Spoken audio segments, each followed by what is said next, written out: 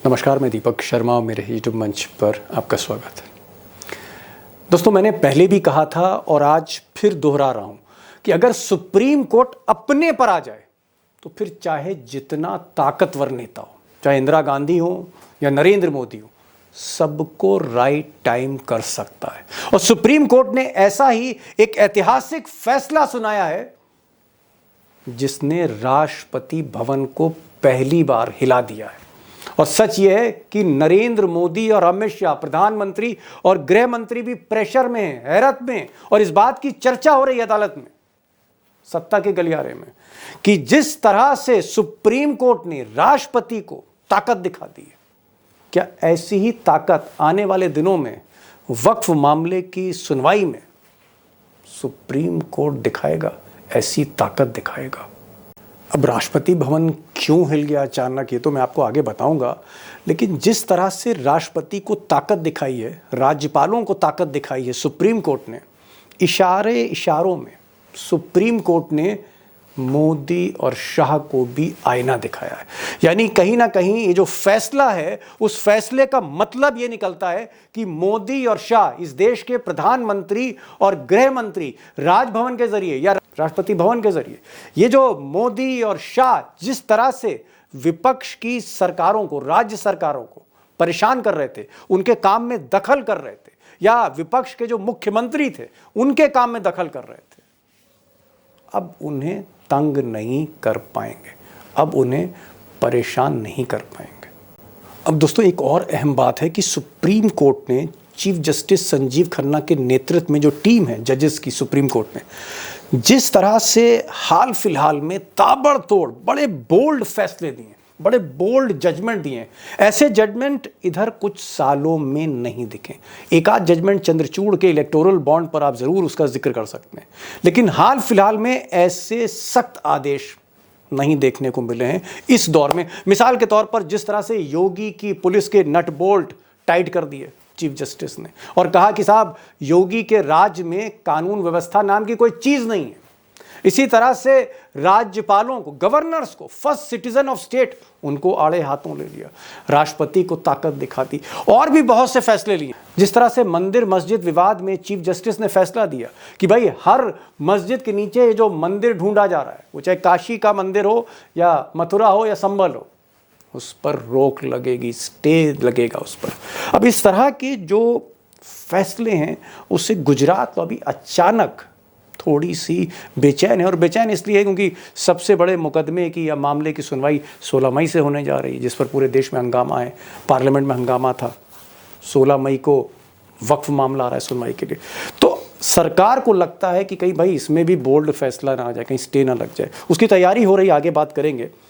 लेकिन पहले मैं चाहता हूं दोस्तों कि मुझे आप चंद सेकंड दीजिए कि ये जो ताज़ा मामला है, जहां राष्ट्रपति भवन भी हिल गया, पहली बार फॉर द फर्स्ट टाइम राष्ट्रपति को भी निर्देश दिए हैं सुप्रीम कोर्ट ने, मामूली मामला नहीं है।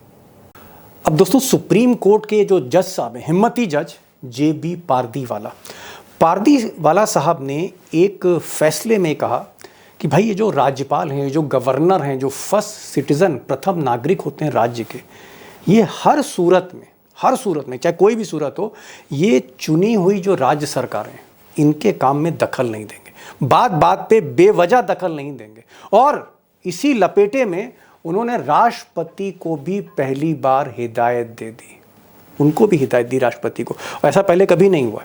अब आइए इस मामले को थोड़ा अंदर से समझते हैं कि मामला है क्या। और अगर ये मामला आप गौर से सुनेंगे तो मोदी जी और शाह साहब का जो खेल है पर्दे के पीछे, विपक्ष की सरकारों को किसी तरह से काम नहीं करने देने का, उनको या तो गिरा देना या उनके विधायकों को तोड़ देना, ये जो सारा खेल पर्दे के पीछे होता है। और कहीं ना कहीं, मुझे माफ़ करिए, मैं कहना नहीं चाहता हूँ, लेकिन राज्यपाल जो प्रथम नागरिक है, वो कठपुतली की तरह काम कर रहे हैं, कठपुतली बन गए। ये खेल आपको समझ में आएगा अगर आप गौर करके मेरी बात सुनेंगे।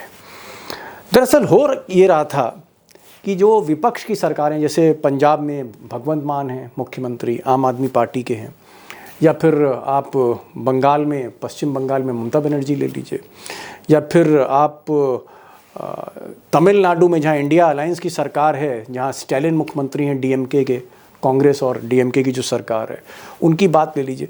ज़्यादातर जो राज्य सरकारें विपक्ष के हाथ में थी, यानी इंडिया अलायंस के हाथ में थी, वो झारखंड के हेमंत सोरेन भी हो सकते हैं।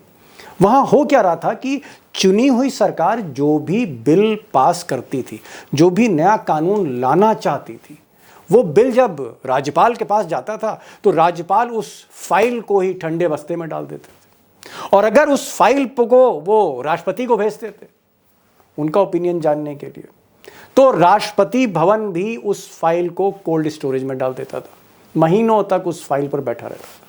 और इस तरह से क्या हो रहा था कि राज्य सरकार कुछ काम नहीं कर पा रही थी, तो चाहे कर्नाटक की सरकार हो, तेलंगाना की सरकार हो, इस तरह से हस्तक्षेप हो रहा था। अब गवर्नर अपने से तो कुछ कर नहीं रहे थे, और राष्ट्रपति भवन पे भी जो फाइल पर राष्ट्रपति भवन के लोग बैठे थे अधिकारी, वो भी किसी ना किसी इशारे पर काम कर रहे थे। आप समझ रहे होंगे किसके इशारे पर सारा खेल हो रहा था। इस पूरे खेल को जस्टिस जेबी पारदीवाला ने एक्सपोज कर दिया, और उन्होंने कहा कि जो बिल पास होंगे चुनी हुई सरकार के, और वो जो बिल गवर्नर को जाएंगे, इवन अगर आप उसको राष्ट्रपति को भी भेजते हैं, तो 3 महीने के अंदर राष्ट्रपति को फैसला लेना होगा उस विधेयक पर। 3 महीने के अंदर डेडलाइन दे दी, और पहली बार सुप्रीम कोर्ट के जज ने राष्ट्रपति को डेडलाइन दी है कि 3 महीने में आपको फैसला लेना होगा। यह ताकत है सुप्रीम कोर्ट की, और यह ताकत दिखाई जस्टिस जेबी पारदीवाला से, जिसकी वजह से गुजरात लॉबी कहीं ना कहीं बेचैन है। दोस्तों, आज का जो सवाल है बड़ा सीधा है। 2 क्वेश्चंस हैं आज, 2 सवाल हैं। पहला सवाल ये है कि क्या सुप्रीम कोर्ट ने मिस्टर मोदी और मिस्टर शाह को संविधान की, कॉन्स्टिट्यूशन की ताकत दिखाई है, ये जो फैसला दिया है जिसमें राष्ट्रपति को भी दायरे में लाए, क्या संविधान की ताकत दिखाई है मिस्टर मोदी और शाह को? और दूसरा सवाल, क्या यही ताकत जो राष्ट्रपति को दिखाई गई है, यही ताकत क्या वक्फ मामले के सुनवाई में भी सुप्रीम कोर्ट दिखाएगी? क्योंकि ये मामला चीफ जस्टिस संजीव खन्ना की अदालत में 16 तारीख से इसकी सुनवाई शुरू हो रही है। बहुत मुश्किल सा सवाल है, आसान सवाल नहीं है।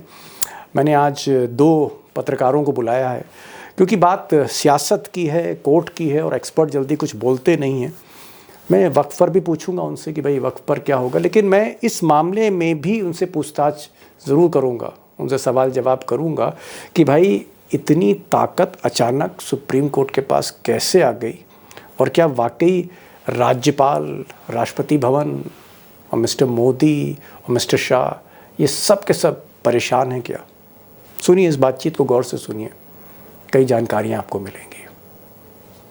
अभिषेक साहब, ये क्या लगता है कि ये जस्टिस पारदीवाला ने हिम्मत तो दिखाई, एक ऐतिहासिक फैसला भी दिया, राजभवन में हड़कंप है, और पहली बार इस देश के इतिहास में पहली बार राष्ट्रपति भवन में भी हलचल है, क्योंकि कहीं ना कहीं सुप्रीम कोर्ट ने राष्ट्रपति को भी आगाह कर दिया।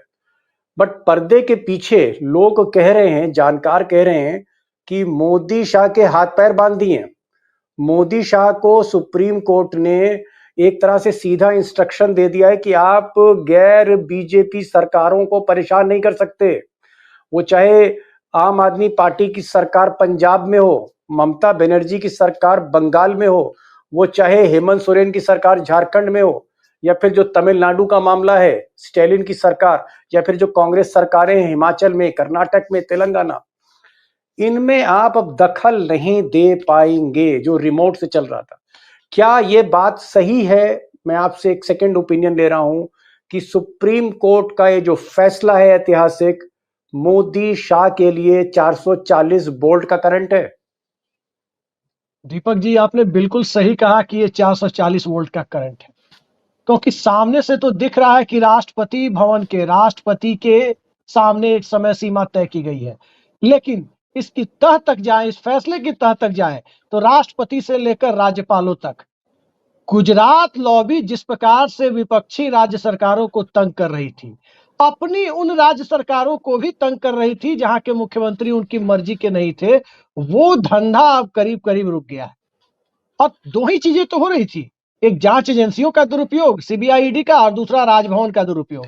और राजभवन के दुरुपयोग का तरीका क्या था? बिल को मंजूरी नहीं देना, जिसे असेंबली ने पास किया उसे मंजूरी नहीं देना, और मंजूरी नहीं देने के लिए जो संविधान में व्यवस्था है कि राष्ट्रपति के विचारार्थ, उनके विचार के लिए सुरक्षित रख लेना, फिर वो अंतहीन सिलसिला चल रहा था।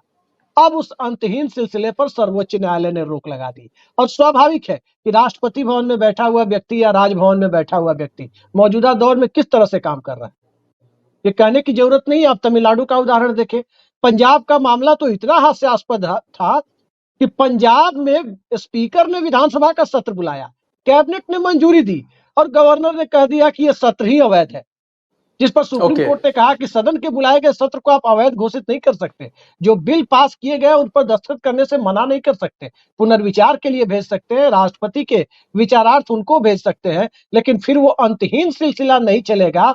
ये अब जी दो जजों की बेंच, जस्टिस पारदीवाला और जस्टिस विश्वनाथन शायद है उसमें, उन जी दोनों की बेंच ने ये तय किया है। अब दिल्ली जी में, अब गुजरात लॉबी पूरी तरह से राज्य सरकारों को तंग करने की स्थिति में कम से कम नहीं होगी। ये बात अब साफ हो गई है। विधानसभा में इलेक्टेड गवर्नमेंट, ये अब इन्हीं की जी चलेगी। और एक लाइन में इसमें जोड़ना चाहूंगा, 10-11 सालों से एक भ्रम हो गया है, और उस भ्रम में लोगों को डाला जा रहा है कि केंद्र में जो जीत कर आया वो देश का मालिक मुख्तार हो गया। अरे भाई, आप केंद्र सरकार के मुखिया हैं, और जैसे केंद्र सरकार के मुखिया हैं, केंद्र में सरकार चला रहे हैं, वैसे ही वो राज्य सरकारों के मुखिया हैं, और वैसे ही संवैधानिक अधिकार उनको अपने जी दायरे में है, आपको अपने दायरे में है। ये दायरा जी जी भूलता जा रहा था दिल्ली। कहीं ना कहीं अभिषेक कह रहे हैं कि जो अ, आप कह सकते हैं नट बोल्ट टाइट किया है वो गुजरात लॉबी का टाइट किया है। ये जो मनमानी चल रही थी, मोदी और शाह पहले गवर्नर भेजते थे और उसके बाद उस गवर्नर के थ्रू जो गैर बीजेपी सरकार यानी विपक्ष की जो सरकारें हैं उनको परेशान करते थे। तो ये एक सिलसिला जो है कहीं ना कहीं मैं कहूंगा कि उस पर एक अंकुश रखा है, उस पर एक चाबुक मारी है सुप्रीम कोर्ट ने। हमारे साथ लखेड़ा साहब हैं और लखेड़ा साहब का भाई बड़ा पुराना तजुर्बा है इन सब चीजों को देखते हुए। लखेड़ा साहब, मैं एक चीज जानना चाह रहा था कि क्या जी गवर्नर अपने मन से चीजें कर रहे थे? जैसे भाई महाराष्ट्र के गवर्नर थे भगत सिंह कोश्यारी, आपके उत्तराखंड के ही वो थे, नेता थे, मुख्यमंत्री भी थे। उनको मोदी जी ने महाराष्ट्र भेजा और वहां उन्होंने उद्धव ठाकरे की सरकार गिरा दी। उसके बाद एकनाथ शिंदे को जबरदस्ती जो है उन्होंने शपथ दिला दी। सुप्रीम कोर्ट ने कहा कि भाई कोश्यारी जो गवर्नर हैं मोदी जी के, इन्होंने सब असंवैधानिक काम किया। बाद में खैर उनका इस्तीफा भी हो गया। मैं ये जानना चाह रहा हूं कि कोश्यारी अपने मन से कर रहे थे, जो कुछ आंखों से देख रहे थे वैसा कर रहे थे, या उद्धव ठाकरे की सरकार गिराई, शिंदे को बना दिया, इन सब का रिमोट अमित शाह या मोदी के पास था? देखिए, ये इस सारी चीजों का दोष अकेले भगत सिंह कोश्यारी साहब को देना, उनके साथ नाइंसाफी करना होगा। ओके भगत सिंह कोश्यारी को जिन पॉलिटिकल हालात में, जिन राजनीतिक हालात में वहां भेजा गया था, उसका पूरा मकसद ही ये था कि उनसे आप जितने असंवैधानिक काम करा सकते हैं, सरकारें गिरा सकते हैं, वो पूरी जी हजूरी करके जो जो जो यहाँ से डायरेक्शन जाएगा कर्तव्य का पालन करेंगे, डॉटेड लाइन पे साइन करेंगे, 2 बजे रात सुबह उठ करके आप ओथ दिला देंगे। एक डमी गवर्नमेंट जो कुछ घंटे की वहां रही महाराष्ट्र में, आपको याद होगा, देश जी आपके दर्शकों को याद होगा, जी तो जिसमें डिप्टी चीफ मिनिस्टर इनको जी बना जी दिया गया था, अजित पवार जी साहब हाँ, को। तो फडणवीस को बनाया गया। बेसिकली क्या है कि गवर्नर्स का ये कोई नई बात नहीं है। गवर्नर्स के पदों का दुरुपयोग होना कोई नई बात नहीं है। कांग्रेस के जमाने में भी ये बेजा इस्तेमाल इनका होता था, लेकिन भारतीय जनता पार्टी इमरजेंसी का विरोध करती है, काला दिवस मनाती है, गवर्नर के मिसूद पर डंका बजाती थी। सवाल यह है कि ये काम आपने कोई अच्छा काम किया है? जो काम कांग्रेस करती थी, आप अच्छा काम करके दिखाते। गवर्नर का उन्होंने 5% मिसयूज किया, आप तो 95% मिसयूज कर रहे हैं। ओह, आप तो मतलब आप कह रहे हैं कि रात भर बैठ 5% अगर इंदिरा गांधी ने किया तो 95% ये कर रहे हैं? बिल्कुल सही नहीं, लेकिन लखेड़ा साहब यहाँ पर एक सवाल है। मैं समझ गया, आपने कहा कि भाई स्क्रिप्ट जो है मोदी जी ने के दफ्तर से लिखी गई और उसने गवर्नर ने पढ़ दी। लेकिन भाई ये जो भगत सिंह कोश्यारी है, इनको आप 35-40 साल से जानते हो लखेड़ा साहब। भाई आदमी तो मुझे शरीफ लगते हैं। तो इनको ये लगा नहीं कि भाई ये अपमान हो रहा है, मोदी तो बेइज्जती करा रहा है मेरी, तो ये कठपुतली क्यों बने हुए थे? वाई ही वॉज ऐसा है ना, कठपुतली, गवर्नर कठपुतली क्यों बन गए हैं? वो देखिए, आपको दर्शकों को ये पता होना चाहिए कि गवर्नर तो एक संवैधानिक पद होता है, लेकिन वो तो जी बेसिकली आरएसएस और संघ के आदमी है ना। तो आरएसएस संघ के आदमी को अगर कोई आप अपॉइंट करेंगे, तो जो उसके मास्टर अपॉइंट करने वाले, जो उसके मुख्तार हैं, जो जिनको रिपोर्ट करते हैं, रिपोर्ट तो गवर्नर होम मिनिस्टर को करते हैं, उसकी जो अपॉइंटिंग अथॉरिटी है भारत सरकार है। तो सुप्रीम कोर्ट ने डायरेक्टली सरकार को बोला है थ्रू राष्ट्रपति। ये जो ओके तमाचा मारा है सुप्रीम कोर्ट ने, राष्ट्रपति को भले ही बोला है, राष्ट्रपति की तो फोटो छपी है, लेकिन सवाल ये है कि तमाचा मारा गया होम मिनिस्ट्री को, ये अमित शाह को तमाचा मारा गया है कि महाराज ये बताइए कि आपने कितने दिनों से आप बिलों पे जाके बैठते हैं, राज्य सरकार के जो विधेयक है वो पास करने के लिए आते हैं और आप उनको दबा के बैठ जाते हैं, तो ये नहीं चलेगा। अभिषेक, अब जो जो बड़ा सवाल है वो ये कि मैं देख रहा हूं कि इधर सुप्रीम कोर्ट, जो हम पहले देख रहे थे कि भाई बीच में बड़ी चर्चा हो रही थी कि सुप्रीम कोर्ट दब गया है, प्रेशर में आ गया है, उसके बाद हमने देखा मोदी जी जो हैं वो उस वक्त सुप्रीम कोर्ट के जो चीफ जस्टिस थे उनके घर चले गए थे, चंद्रचूड़ साहब के। और जब घर गए तो एक बड़ा गलत मैसेज गया कि साहब चंद्रचूड़ जो हैं चीफ जस्टिस सरेंडर कर गए। और फिर एक बार मतलब लोगों को ठेस लगी कि भाई अब जो इंसाफ का सबसे बड़ा मंदिर है, अगर वही कंप्रोमाइज्ड है तो इंसाफ कैसे मिलेगा? लेकिन इधर मैं देख रहा हूं, जब से जस्टिस संजीव खन्ना साहब आए चीफ जस्टिस, कई ताबड़तोड़ फैसले लिए हैं। जैसे इन्होंने मंदिर मस्जिद का जो विवाद चल रहा था, हर मस्जिद के नीचे मंदिर ढूंढा जा रहा था, उस पर इन्होंने स्टे लगा दिया। और स्टे सिर्फ मंदिर मस्जिद विवाद पे नहीं लगाया, काशी विश्वनाथ पे, मथुरा पे, संभल पे, सब पे स्टे कर दिया। बड़ा बोल्ड फैसला दिया। फिर अभी पिछले दिनों मैंने देखा कि संजीव खन्ना साहब ने योगी की जो पुलिस है उसको टाइट कर दिया। उन्होंने कहा कि साहब फैसला दिया कि साहब उत्तर प्रदेश में तो कानून व्यवस्था का राज ही नहीं है, जंगल राज चल रहा है। तो सुप्रीम कोर्ट जिस तरह से अब बहुत इंपॉर्टेंट और बहुत बोल्ड फैसले दे रहा है, ऐसा लगता है कि सीधे सीधे मोदी और शाह को चैलेंज दे रहा है, जिसमें ये फैसला भी शामिल है। क्या आपको लगता है 16 तारीख को ये जो वक्फ का मामला आ रहा है सुनवाई के लिए, क्या चीफ जस्टिस के कोर्ट में जो फैसला, ये जो मामला सुना जाएगा, क्या मोदी और शाह और बीजेपी थोड़ा सा घबराई है, नर्वस है, क्योंकि फ्रंट फुट की बैटिंग कर रहे हैं इस वक्त संजीव खन्ना चीफ जस्टिस? देखिए दीपक जी, मुझे लगता है कि वक्फ बोर्ड वाला जो मामला है, कहीं ना कहीं वो एक संविधान पीठ बनाकर उसको सौंपा जाएगा। ये दो जजों की बेंच में आई, एक जज की चीफ जस्टिस की बेंच में सुलझेगा नहीं, क्योंकि यहाँ फंडामेंटल राइट्स के क्या भी कुछ इशू सरकार मुझे प्रेशर दिखाई में दे है? रहे हैं। जो सरकार तो जो निश्चित तौर पर प्रेशर में है, और सरकार के प्रेशर में होने के पीछे की वजह भी, वजह ये है कि पिछले 10 सालों से जो सरकार चलाई गई, अब उस चलाने के तौर तरीकों को आप देखें तो आपको लगेगा ही नहीं कि आप डेमोक्रेटिक सिस्टम में है। पहले जीएसटी लाकर राज्यों की फाइनेंशियल पावर को स्क्वीज किया गया। आज राज्य सरकारों की स्थिति है कि दिल्ली के सामने कटोरा लेके बैठे हुए हैं। वित्तीय ताकत कम पड़ी तो राजनीतिक ताकत को, प्रशासनिक ताकत को कम करने के लिए राजभवनों का दुरुपयोग। राजभवनों के दुरुपयोग का मामला जब दिल्ली के एक सीमित अधिकारों वाली विधानसभा वाले राज्य में आया, वो मामला 2 बार सुप्रीम कोर्ट ने कॉन्स्टिट्यूशनल बेंच बनाकर दिल्ली की निर्वाचित विधानसभा के पक्ष में फैसला दिया, और दोनों बार अध्यादेश लाकर उस फैसले को पलटा गया। आपने ये भी देखा है, अध्यादेश लाया गया उस पर, जी और एलजी को इक्विवेलेंट राइट दिए गए। चीफ सेक्रेटरी एलजी और चीफ मिनिस्टर की कमेटी बनाकर तो ऐसा हुआ जो 2-1 का बहुमत केंद्र के पक्ष में रखा गया। और जी ये सब खेल जो चल रहा था, इन सब खेल की आंच धीरे धीरे दिल्ली जैसे केंद्र शासित प्रदेश से आगे बढ़कर पूर्ण राज्यों में जाने लगी, जो फुल फ्लेज स्टेट है। तमिलनाडु हो गया, पश्चिम बंगाल में जी। धनखड़ साहब क्या कर लेकिन रहे फिर थे, मैं उसी आज वक्त पे आ रहा हूं, उपराष्ट्रपति क्या हैं। आपको लगता है कि जिस तरह का जो रुख है चीफ जस्टिस साहब का, क्या आपको लगता है वो एक बोल्ड फैसला दे सकते, वो पर्सनालिटी आपको दिखती है? लगता तो है कि बोल्ड फैसला दे सकते हैं, लेकिन मैं अभी कुछ कहूंगा नहीं, क्योंकि हमारे दर्शकों को ठीक निराशा है, होती है जब अंत में फैसले कंप्रोमाइज जैसे दिखने शुरू होते हैं चलिए तो। मैं सवाल ये लखेड़ा साहब से पूछ लेता हूं।